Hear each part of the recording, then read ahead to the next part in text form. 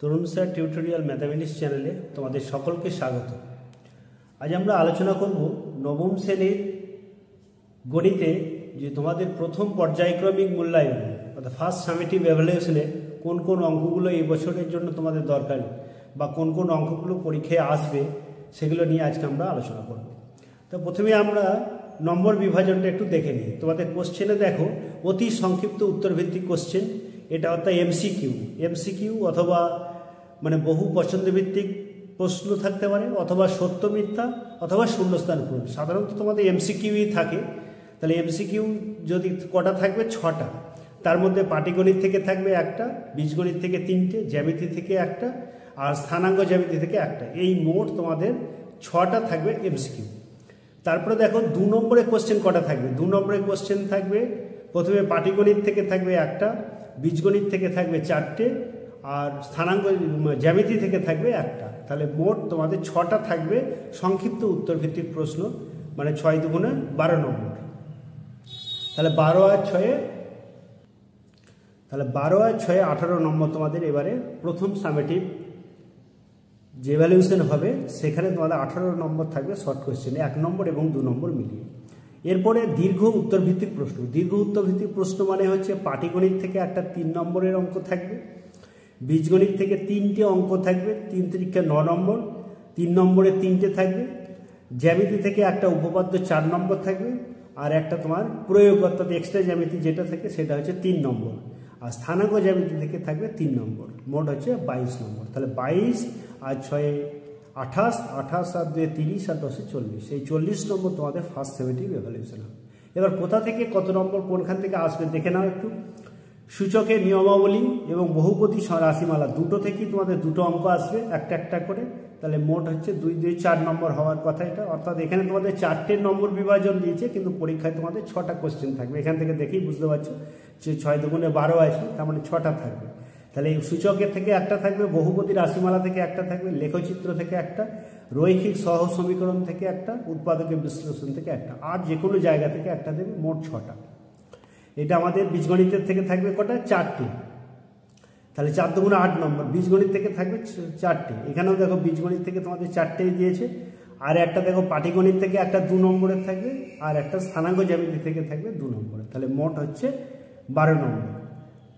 এখানে যেটা দিয়েছে শুধুমাত্র বীজগণিতের ক্ষেত্রে দিয়েছে 4 দুগুণে 8 নম্বর, আর বাকি যে পাটিগণিত এবং জ্যামিতি থেকে স্থানাঙ্ক জ্যামিতি থেকে একটা একটা করে তোমার জ্যামিতি থেকে একটা থাকবে আর পাটিগণিত থেকে একটা থাকবে। মোট হচ্ছে 12 নম্বর। আচ্ছা, এবার দেখো বাস্তব সংখ্যা দিয়েছে। বাস্তব সংখ্যায় একটা কোশ্চেন থাকবে যেখান থেকে 3 নম্বর থাকবে। লেখচিত্র থাকবে, লেখচিত্রের একটা তোমার থাকবে 3 নম্বর। রৈখিক সহ সমীকরণ থেকে থাকবে 3 নম্বর। অর্থাৎ তোমাদের যে 4টে পদ্ধতিতে আছে বর্জ্যগ্রহণ, অপনয়ন, পরিবর্তন, তুলনামূলক, সেই 4টের মধ্যে তোমাদের এবছরের জন্য সাধারণত তোমাদের তুলনামূলক আর বর্জ্যগ্রহণ থাকার সম্ভাবনা আছে, কারণ দ্বিতীয় টার্মিনালে তোমাদের অপনয়ন আর পরিবর্তন আছে। আবার তোমাদের কোনো নিয়ম সাধারণত দেওয়া থাকে, কিছু কিছু ক্ষেত্রে ব্যতিক্রমী হতে পারে, তবে তোমাদের 4টেই করে যাওয়াটা বেটার হবে, যেহেতু এখানে কোনো মেনশন করে দেওয়া নেই। রৈখিক সহ সমীকরণ বলে দিলাম যে 4টের মধ্যে যে 2টো থাকবে, একটা করতে হবে। উৎপাদকের বিশ্লেষণ অর্থাৎ 8.1 থেকে 8.5 পর্যন্ত। আর জ্যামিতি দেখো 2টো উপপাদ্য থাকবে, তার মধ্যে তোমাদের একটা করতে হবে। এক্সট্রা জ্যামিতিও 2টো থাকবে, যে কোনো একটা করতে হবে। স্থানাঙ্ক জ্যামিতি একটা থাকবে, সেখান থেকে তোমাদের 3 নম্বর। মোট হচ্ছে এই নম্বর বিভাজন। এবার আমরা আলোচনা করব যে এই যে আমাদের 8টা অধ্যায় আছে, এক চ্যাপ্টার 1 থেকে 8 পর্যন্ত যে অধ্যায় আছে, সেই অধ্যায়ে কোন কোন অঙ্কগুলো আমরা করে যাব পরীক্ষার জন্য। এক নজরে দেখে যাব, তাহলে আমাদের পরীক্ষায় মোটামুটি সমস্ত অঙ্কই অ্যান্সার করে আসতে পারবে। তা আমি দেখো প্রথমেই তোমাদের দেখো কোষে দেখি 1.1। এখান থেকে তোমাদের তেমন কিছু অঙ্ক থাকে না সাধারণত। যদি তোমাদের 2 নম্বরের কোশ্চেন একটা থাকতে পারে, 4 আর 5-এর মধ্যে 3টি মূলদ সংখ্যা, অথবা 1 আর 2-এর মধ্যে 6টি মূলদ, অথবা 1-এর 5 এবং 1-এর 4-এর মধ্যে 3টি মূলদ সংখ্যা। আর যদি তোমার সত্য মিথ্যা দেয় কোশ্চেন, তাহলে সেক্ষেত্রে এইগুলো তোমরা একটু দেখে যাবে, তাহলেই হবে 1.1-এ। আচ্ছা, তারপরে দেখো এখানে দেখো এই পাতাটা তোমাদের জন্য এবারে খুব ইম্পর্টেন্ট আছে। দেখো √2-কে সংখ্যা রেখে স্থাপন কিভাবে করব, √3-কে সংখ্যা রেখে কীভাবে স্থাপন করব, আর √5 কীভাবে সংখ্যা রেখে স্থাপন করব। তো √2, √3 আর √5 এই 3টে তোমাদের এবছরের জন্য বা প্রতি বছরই একটা করে মোটামুটি আসে। তোমরা এটা ভালো করে দেখে যাবে। √2, √3 আর √5 এই 3টে এবছরের জন্য ইম্পর্টেন্ট, ভালো করে পড়বে। তারপরে দেখো এখানে সত্য মিথ্যা দিয়েছে 1.2 সত্য মিথ্যা। এই সত্য মিথ্যাগুলো তোমরা একবার দেখে যাবে, যদি সত্য মিথ্যা পরীক্ষায় পড়ে তখন তোমরা করতে পারবে। এখানে দিয়েছে দেখো সংখ্যারেখা √5 স্থাপন করি, সংখ্যারেখা √3 স্থাপন করি। এইভাবে তোমাদের কোশ্চেনটা পড়বে, স্থাপন করির জায়গায় করো থাকবে। তাহলে কোশ্চেন তোমরা বুঝতে পেরে গেলে এখান থেকে কী ধরনের কোশ্চেন আসতে পারে। এরপরে দেখো তোমাদের 1.3 থেকে এখানে দেখতে পাচ্ছ যে সংখ্যারেখা এইগুলো থাকতে পারে তোমাদের। নিচে সংখ্যারেখায় স্থাপন করি, অর্থাৎ 5.762, 2.321 মানে √2 থাকতে পারে, তার সঙ্গে অথবা হিসাবে এইগুলো দিতে পারে তোমাদের। তাহলে এইগুলো অথবা √2, √3, √5 এর মধ্যে একটা থাকবে। আর p/q আকারে এই যে অঙ্কগুলো দেখতে পাচ্ছ p/q আকারে প্রকাশ, এগুলো তোমরা খুব সহজেই করতে পারবে। যদি না করতে পারো আমার চ্যানেলে দেখে নিতে পারবে তোমরা এই অঙ্কগুলো কিভাবে করা আছে। আচ্ছা, তারপরে দেখো চলে যাচ্ছে আমি 14 আর 15। এখান থেকে তোমাদের একটা অঙ্ক কম্পালসারি আসবেই। তাহলে 14 থেকে একটা অঙ্ক পাবেই, আর 15 থেকেও একটা অঙ্ক পাওয়ার খুব সম্ভাবনা আছে। তাহলে 14 আর 15 অঙ্কগুলো একটু ভালো করে করবে। তাহলে এই গেল আমাদের বাস্তব সংখ্যা সংখ্যা। তাহলে বাস্তব সংখ্যায় আমাদের যে নম্বর থাকে এইগুলোর মধ্যেই তোমাদের পরীক্ষায় শিওর আসবে। আচ্ছা, এবার আসছি সূচক। সূচকে কোন অঙ্কগুলো আমরা করবো দেখো। সূচকের দেখো এক্সাম্পলের যে অঙ্কগুলো দেওয়া আছে, বিশেষ করে 29, 30 এবং 31টা করে দেওয়া নেই। এটা তোমরা এই 3টে অঙ্ক ভালো করে দেখে যাবে। তার সাথে তোমাদের এখানে যদি 2 নম্বরের অঙ্ক পড়ে এখান থেকে, তাহলে 2 নম্বরে এখানে এই 1 নম্বরে যে অঙ্কগুলো দেওয়া আছে দেখতে পাচ্ছ 1 নম্বরে, এই অঙ্কগুলো খুব ইম্পর্টেন্ট। 2 নম্বর থেকে তোমাদের পরীক্ষায় একটা থাকার সম্ভাবনা আছে, এই 2 নম্বরে যে অঙ্কগুলো আছে 7 পর্যন্ত। আর এই 4-এর যে অঙ্কগুলো দেখতে পাচ্ছ, এই 4-এর 2 এবং 4-এর মধ্যে একটা থাকবে। হয় 2-এর যদি থাকে তাহলে 4-এর থাকবে না, 4-এর থাকলে 2 থাকবে না, এরকম ব্যাপার। তাহলে 2 আর 4-এর মধ্যে একটা থাকবে। আর সাধারণত 5 থেকে 8 পর্যন্ত এই অঙ্কগুলো একটা থাকে, মানে সূচকের 2টো থাকবে, তার মধ্যে একটা করতে হবে। তাহলে তোমাদের এখান থেকে অথবা এখান থেকে এগুলো থাকলে এগুলো থাকবে না, এগুলো থাকলে এগুলো থাকবে না। আর এই 5 থেকে 8 আর তার সাথে এই সমাধানগুলো যদি একটু দেখে যাও তাহলে একটা অঙ্ক শিওর কমন পাবে। অর্থাৎ 5 থেকে যদি 9 পর্যন্ত অঙ্কগুলো করে যাও তাহলে একটা অঙ্ক পাবেই। এবার আসছি 10 থেকে একটা অঙ্ক কম্পালসারি আসবেই। 10 থেকে একটা অঙ্ক, এই অঙ্কগুলো তোমরা তাহলে 1 নম্বর, আর এখান থেকেও একটা অঙ্ক কম্পালসারি আসবে। তাহলে 2 আর 1-এ 3 নম্বর কম্পালসারি পেলেই। তাহলে কোনো 10 আর 11 যদি শুধু করো 3 নম্বর এখান থেকে পেয়ে যাবে। আচ্ছা, এবার আসছি লেখচিত্র, 3 নম্বর অধ্যায়। লেখচিত্রটা দেখো,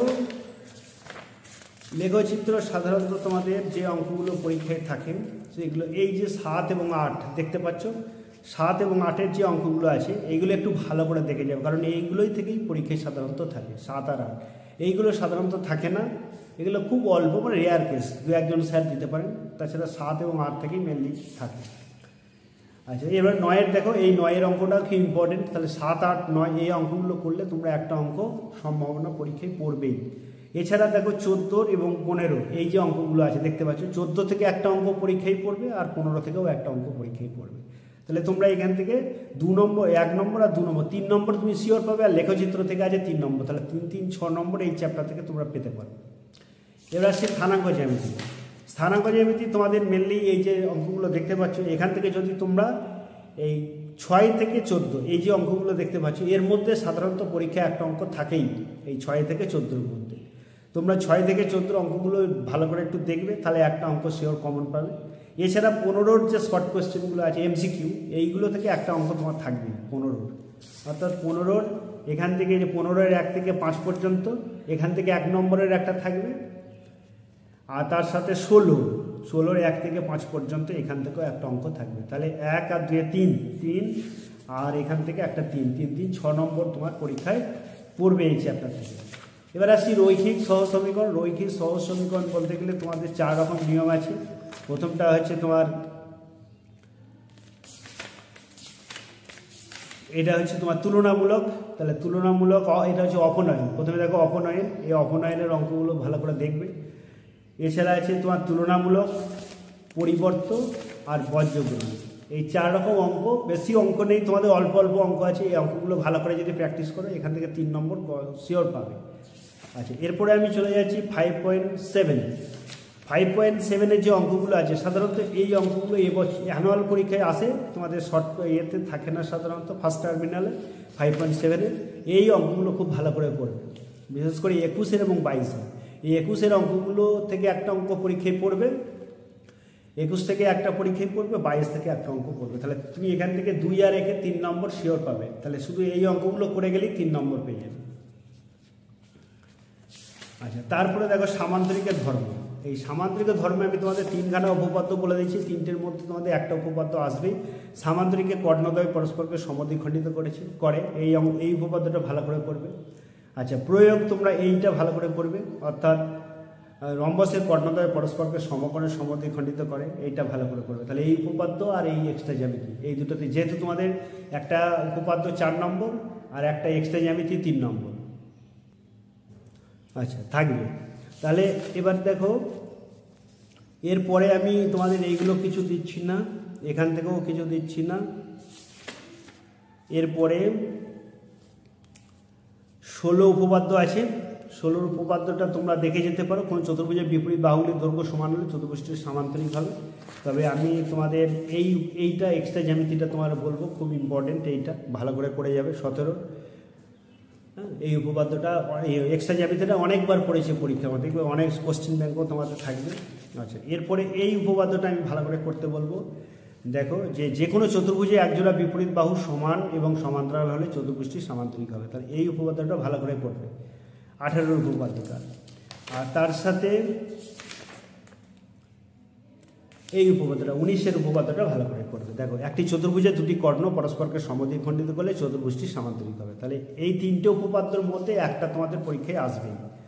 আর আমি যেটা প্রয়োগ দিলাম, আগে দুটো দিয়েছি, আর এখন দেখো 3 নম্বর এটা 22-এর প্রয়োগটা খুব ইম্পর্টেন্ট। অর্থাৎ কোনো বৃত্তে এবি ও সিডি দুটি ব্যাস প্রমাণ করতে হবে যে এসি বিডি একটি আয়তাকার চিত্র, এ সি বি ডি একটা আয়তাকার চিত্র। এটা ভালো করে খুব সুন্দর করে করবে। আচ্ছা, এছাড়া তোমাদের এখানে দেখো কোষে দেখি 6, এখানে তোমাদের প্রত্যেকটি অঙ্কই আমি তোমাদের ইউটিউবে দিয়ে দিয়েছি, দেখে নেবে, তোমাদের আমার চ্যানেলে দেওয়া আছে। এখান থেকে তোমরা মোটামুটি এই পরীক্ষার জন্য 1 থেকে 6 পর্যন্ত ভালো করে প্র্যাকটিস করবে, 1 থেকে 6। আর এখানে 16 থেকে একটা অঙ্ক তোমার পরীক্ষায় পড়বে এবং 17 থেকেও একটা আসবে। তাহলে ভালো করে যদি 16 আর 17 করো, তাহলে এখান থেকে 2 আর 1-এ 3 নম্বর শিওর পাবে। কোষে থেকে 6, তাহলে কোষে থেকে 6টা থেকে তুমি মোটামুটি এই প্রশ্নমালা থেকে 4 আর 3-এ 7 আর 3 10 নম্বর এখান থেকে চ্যাপ্টারটা পাচ্ছ এই অধ্যায় থেকে। আচ্ছা, এরপরে দেখো বহুপদী সংখ্যামালা। এই প্রশ্নমালাটা খুব সহজ, তোমরা প্রত্যেকেই মন দিয়ে দেখেছো, এবং এখান থেকে তোমাদের অঙ্ক কোনগুলো পড়বে একটু বলে দিচ্ছি। দেখো, সাধারণত এই 7.1 থেকে এই ধরনের এখান থেকে এত সহজ অঙ্ক আসে না, যদি আসে এই সহগগুলো পড়তে পারে 1 নম্বরের জন্য, সহগগুলো তোমরা একটু দেখে যাবে। আচ্ছা, এছাড়া তোমাদের এই প্রশ্নমালার যে অঙ্কগুলো আছে, যে বহুপদী সংখ্যামালা শূন্য নির্ণয় যদি 1 নম্বর বা 2 নম্বরের জন্য দিয়ে থাকে, বা এইগুলোর মান বের করতে দিতে পারি, f(1), f(-1), এইগুলো 1 নম্বর 2 নম্বরের জন্য সহজ অঙ্ক এইগুলো। আচ্ছা, এরপরে তোমাদের যেগুলো দেখো, এখানে তোমাদের একটা ভাগশেষ উপপাদ্য আছে, এটা অনেক সময় উপপাদ্যটা দিতে পারে, এটা দেখে যাবে একটু ভালো করে। এছাড়া তোমাদের এখানে যে 7.3, এই 7.3 অঙ্কগুলো খুব ইম্পর্টেন্ট, ভালো করে করবে। আর একটা দেখো 7.2টা আমি বাদ দিয়ে চলে এলাম, 7.2তে না, 7.3, ঠিক আছে। 7.3 এই 4 থেকে 10 পর্যন্ত এই অঙ্কগুলো যেগুলো আছে, এইগুলো তোমরা একটু ভালো করে দেখবে। 4 থেকে 10-এর মধ্যে একটা অঙ্ক পরীক্ষায় পড়বে, 4 থেকে 10 একটা অঙ্ক পরীক্ষায় থাকবে কম্পালসারি। আর এই 11 থেকে একটা শর্ট কোশ্চেন থাকবে, 11 থেকে দেখতে পাচ্ছ MCQ, তার মানে একটা অঙ্ক এখান থেকে 5টার মধ্যে একটা অঙ্ক থাকবে, ভালো করে দেখে যাবে। আচ্ছা, এখান থেকে সারা 12-র যে অঙ্কগুলো দেখতে পাচ্ছ, 12 2 নম্বর অঙ্কটা, px মানে x+4, এই অঙ্কটা খুব ইম্পর্টেন্ট পরীক্ষার জন্য, ভালো করে একটু দেখে যাবে এই অঙ্কটা। আচ্ছা, এখানে একটা দেখো গুণনীয়ক উপপাদ্য আছে, তোমাদের অনেক সময় গুণনীয়ক উপপাদ্য যদি দিয়ে থাকে, তাহলে এটা অন্তত পক্ষে গুণনীয়ক উপপাদ্যটা এখান থেকে এইটা, আর এটা হচ্ছে প্রমাণটা, পরীক্ষা প্রমাণটাও অনেক সময় দেয়। তবে কোশ্চেন কঠিন হলে সাধারণত এই অঙ্কগুলো থাকে না, অথবা থাকে না, ভালো ভালো স্কুল হলে এই অঙ্কগুলো দেয়। আচ্ছা, তারপরে দেখো এই অঙ্কগুলো দেখো 7.4 এই যে অঙ্কগুলো দেওয়া আছে, দেখো এই অঙ্কগুলো তোমার বিশেষ করে 3, 4, 2, 3, 2, 3, 4, 5, 6, 7, আমি বলবো এই কটা অঙ্ক দেখে গেলেই পরীক্ষার সময় হয়ে যাবে। অর্থাৎ 3, 2, 3, 4, 5, 6, 7 এই কটা দেখলেই এর মধ্যে সাধারণত পরীক্ষায় তোমাদের থাকে। এছাড়া দেখো MCQ আছে 11-র যে অঙ্কগুলো আছে, 11-র যে অঙ্কগুলো দেখতে পাচ্ছ এখানে, অর্থাৎ এই 5টার মধ্যে তোমাদের পরীক্ষায় একটা থাকবেই, একদম নিশ্চিত। এরপরে দেখো 12-র যে অঙ্কগুলো আছে 5টা, এর মধ্যেও তোমাদের একটা থাকবে। তার মধ্যে সম্ভবত তোমাদের এই যে 3 নম্বর, 5 নম্বর, তারপরে হচ্ছে তোমার এই 2 এইগুলো সাধারণত পরীক্ষায় থাকে। তাহলে 12-র 5টা তোমরা করে যাবে, 11-র এখানে 5টা আছে করে যাবে। তাহলে এখান থেকে তুমি ইচ্ছে করলে 2 একে 3 নম্বর তো থাকবেই, এছাড়া এখান থেকে যদি 3 নম্বর দেয় 3 3 6 নম্বর এই চ্যাপ্টার থেকে ম্যাক্সিমাম প্রশ্ন হতে পারে। তাহলে 7.4টা ভালো করে করবে। এবার আসছি উৎপাদকের বিশ্লেষণ। উৎপাদকের বিশ্লেষণ দেখো তোমাদের অঙ্ক থাকবে একটা, কিন্তু হয়তো পরীক্ষায় কোশ্চেনে দুটো থাকতে পারে, একটা করতে হবে। তোমাদের উৎপাদকের বিশ্লেষণে প্রথম যে পদ্ধতিটা হচ্ছে ভ্যানিসিং মেথড বা গণনীয় উপপাদ্য ব্যবহার করে। এখান থেকে এই অঙ্কগুলো 8.1 এই যে এরকম অঙ্কগুলো তোমরা এই অঙ্কগুলো দেখো এক্স কিউ, তারপর দেখো এক্স আছে। তাহলে এই ধরনের যখনই অঙ্ক থাকবে দেখবে ভ্যানিসিং ফ্যাক্টর বা শূন্য পদ্ধতি, এছাড়া গণনীয় উপপাদ্য থেকেও ওই অঙ্কগুলো করা যায়। তাহলে তোমরা 1 থেকে 10 পর্যন্ত যে অঙ্কগুলো আছে এগুলো থেকে একটা পাওয়ার আশা করতে পারো। এছাড়া দেখো 8.2 যে অঙ্কগুলো আছে এগুলো তোমরা নিচু ক্লাসে অঙ্কগুলো করে এসেছো, অর্থাৎ 7 8-এর যে অঙ্কগুলো করেছো তার সঙ্গেই সামঞ্জস্য রেখে এই অঙ্কগুলো দেওয়া হয়েছে। এগুলো হচ্ছে তোমাদের আগে যে অঙ্কগুলো করেছো এখান থেকে বিশেষ করে এই প্রশ্নমালায় আমি বলবো 8-এর অঙ্কটা ইম্পর্টেন্ট আছে। এছাড়া আছে 9, 10, 13, 11 এই অঙ্কগুলো সাধারণত পরীক্ষায় থাকে। এছাড়া 2-এর অঙ্কটা ইম্পর্টেন্ট আছে, এইগুলো তোমরা ভালো করে দেখে যাবে একটু। এছাড়া আছে ধরো 8.3 কী অঙ্ক আছে দেখো এই অঙ্কগুলো আছে। এখানের মধ্যে আমি শুধু একটা অঙ্কই, দুটো অঙ্ক করে যেতে বলবো, এক হচ্ছে 6 আর 2 নম্বর হচ্ছে 7।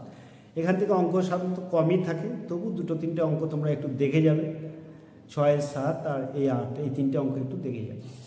আচ্ছা, তারপরে দেখো কোষে থেকে 8.4 এই চ্যাপ্টারটা থেকে এই অধ্যায় থেকে তোমাদের একটা অঙ্ক থাকে সাধারণত। তোমাদের এই প্রশ্নমালায় একটাই সূত্র আছে, a Q plus B Q plus C Q minus 3abc, অর্থাৎ a plus B plus C into A square plus B square plus C square minus A B minus BC minus C. এই একটা সূত্রের সাহায্যে সমস্ত অঙ্কগুলো হয়ে যাবে। তোমরা আমার চ্যানেলেও দেখে নিতে পারো অঙ্কগুলো কীভাবে করা আছে। আচ্ছা, তারপরে হয়ে গেল তোমাদের এই প্রশ্নমালা থেকে এই যে 8.5, এই যে 8.5 থেকে তোমাদের এখান থেকে একটা অঙ্ক থাকবেই। এই যে যেখানে তোমাদের যে 10টা অঙ্ক আছে 10টার মধ্যে একটা অঙ্ক সাধারণত পরীক্ষায় থাকে, এখানের মধ্যে একটাই থাকবে। 2-এর যে অঙ্কগুলো আছে একটা অঙ্ক কম্পালসারি থাকবেই, আর এখান থেকেও একটা অঙ্ক কম্পালসারি থাকবে। তাহলে 2 নম্বর, 3 নম্বর আর 3 নম্বর 6 নম্বর, অর্থাৎ এই পাতাটা থেকেও তোমাদের 6 নম্বর পরীক্ষায় কিন্তু আসার খুবই সম্ভাবনা আছে। তাহলে 8.5 পর্যন্ত তোমাদের ফার্স্ট টার্মিনালের সিলেবাস। তোমরা প্রত্যেকটি যে অঙ্কগুলো বললাম যদি ভালো করে দেখে যাও তাহলে পরীক্ষায় তোমরা ফুল মার্কস অ্যান্সার করে আসতে পারবে, এটা আমার দৃঢ় বিশ্বাস। বেস্ট অফ লাক আগামী পরীক্ষার জন্য তোমাদের।